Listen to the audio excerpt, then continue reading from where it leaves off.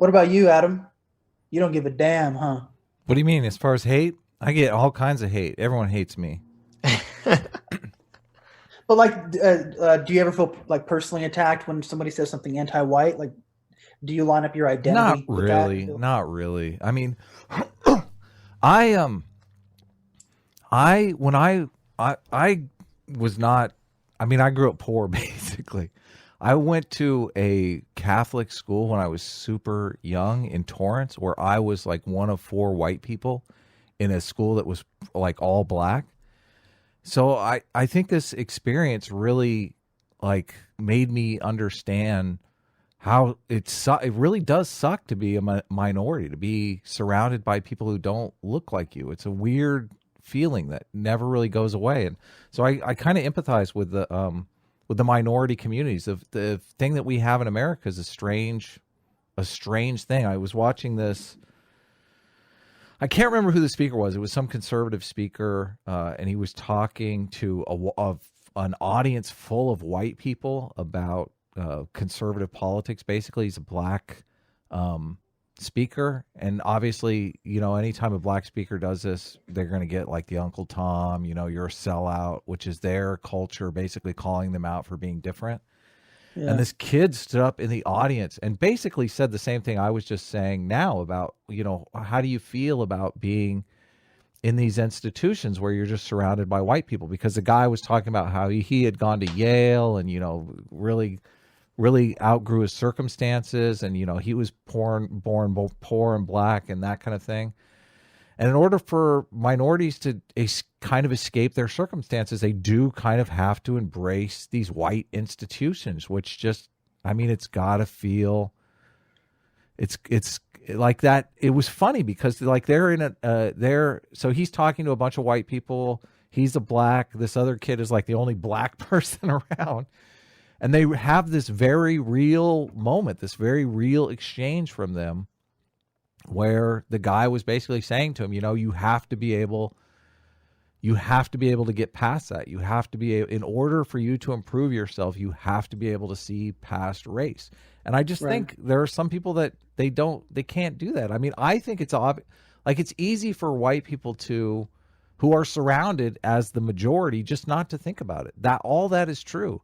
But I do think that the social justice side, they're trying to address these very real feelings, these very real problems in society, but they're doing it in ways that are just dumb and unproductive. Like I don't know, how do you get around that? How do Well, you, yeah. I was just going to ask you, like, you have a segregated college, right? They have a black college where the kid can go and excel, but obviously that's racist, right?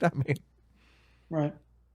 They tried to do And that. Aren't there traditionally black colleges where you could go and excel in Yes. academics yes, and be surrounded yeah, by people who Yes. look like you? But in this day and age, that just like that side of those feelings, like they're very much denied or suppressed, or I don't know what.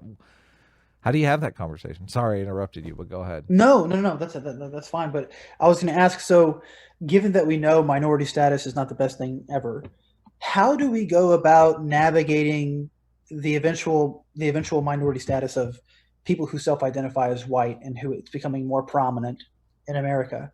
And how do we go about like not alienating them as well? Because I agree with you. Like when you look at minority status, well, I suppose it depends on the individual, really, It does, because yes. The left you know, traditionally likes multiculturalism. The right likes ethnocentrism.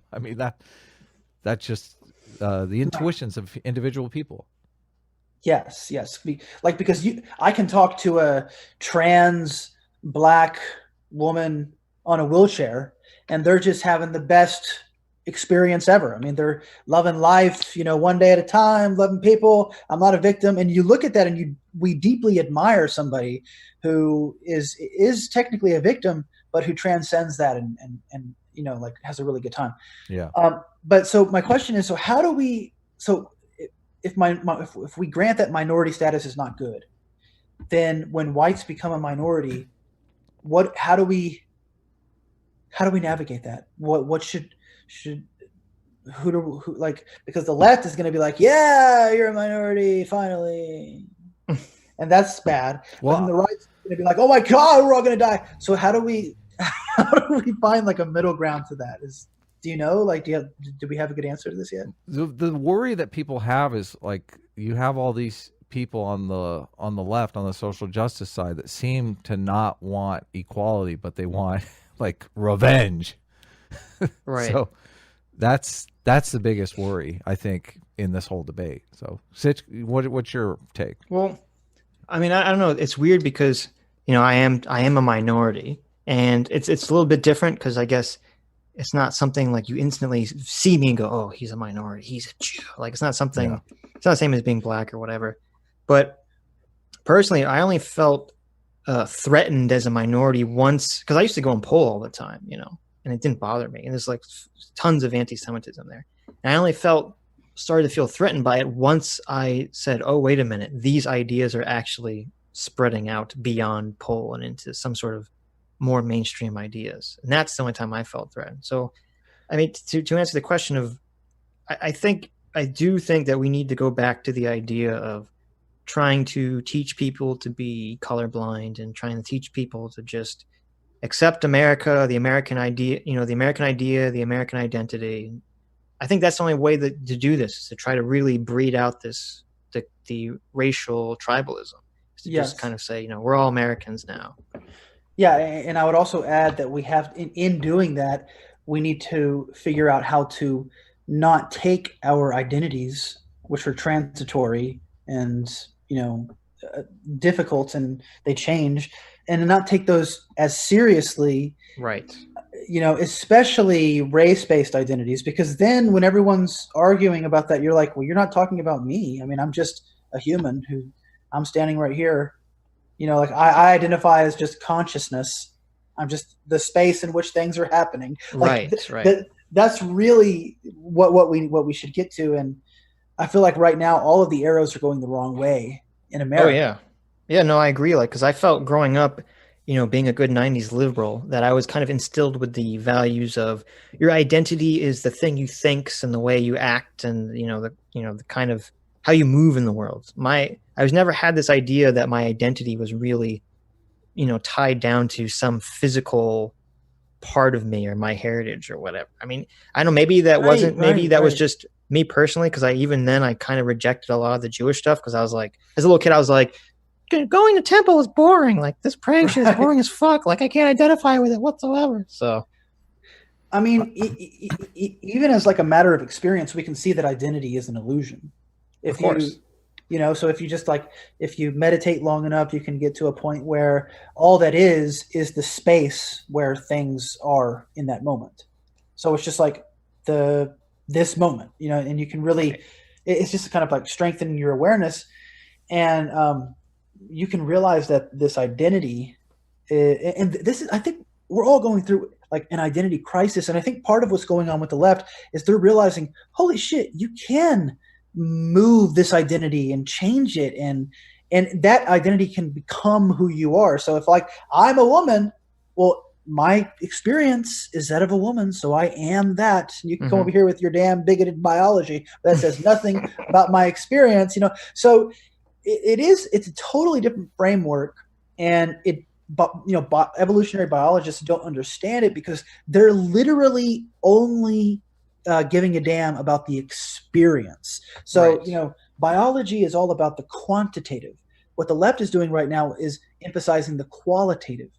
And until that disjuncture gets parsed out, we're going to keep screaming at each other. Totally.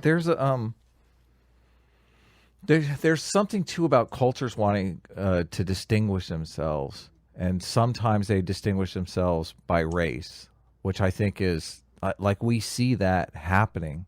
But something that really disturbs me on the social justice side is they're not only distinguishing themselves culturally via their race, like cultural studies, whatever you want. They're saying, you know, this is black culture or Latino culture or whatever. Like, they're trying to target white culture and say, like, you're all colonists, like your whole culture is just theft from elsewhere. It's like cancel whiteness. Yes. Yeah, I don't know I don't even know, even when slavery existed, that whites were like distinguishing their culture in opposition to another culture. I mean, they still had the European culture was European culture, even though there was a stain of slavery. I would assume that the same division existed back then. I mean, the Civil War was, Southern versus Northern, or city versus rural. Well, but I wonder if a lot of what I'm talking about the just minority status sucking is that one of the byproducts of being a minority is that you build this culture that is an oppositional culture. Like your culture is cohering on how the white man is keeping us down, and that becomes your culture, which is just a shitty way to be. Very toxic. Yes. Yeah. Right. Yeah. Definitely. So I don't know how to get around that either. Well, here's the solution. You got to get all the racists to take shrooms. Yes. with the people they're racist against, and then they won't be racist anymore. We break into the fluoride plant and we replace the fluoride with psilocybin. Oh my god, genius! Wow, plan of the century here. We did it, guys. We figured it out. We cracked the case.